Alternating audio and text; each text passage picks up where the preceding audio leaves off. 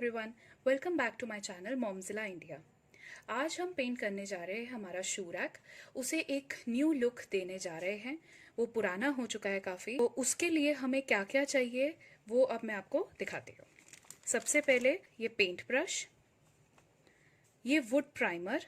आप किसी भी लोकल हार्डवेयर शॉप से ये वुड प्राइमर खरीद सकते हैं और इसके अंदर तारपीन का तेल मिलाना पड़ता है।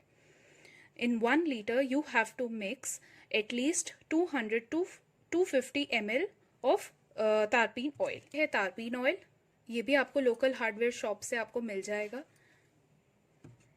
इमिक्स का चॉक पेंट यूज़ करने जा रही हूँ फिर से, क्योंकि मुझे ये ब्रांड इतना अच्छा लगा कि इसमें कोई भी मैंने अभी तक इशू नहीं देखा।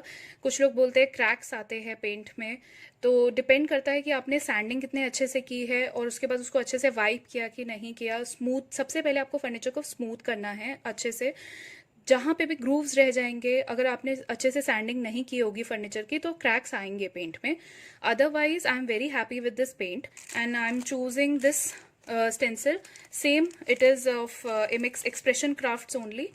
तो ये इनके जो स्टेंसिल्स हैं मुझे बहुत अच्छे लगे थे। मैंने पहले भी इनका यही स्टेंसिल यूज़ किया था। I find it durable, they don't tear apart. Rack पे कुछ डिटेलिंग का काम करना है तो मैं इस तरह के ब्रशेस का इस्तेमाल करूँगी।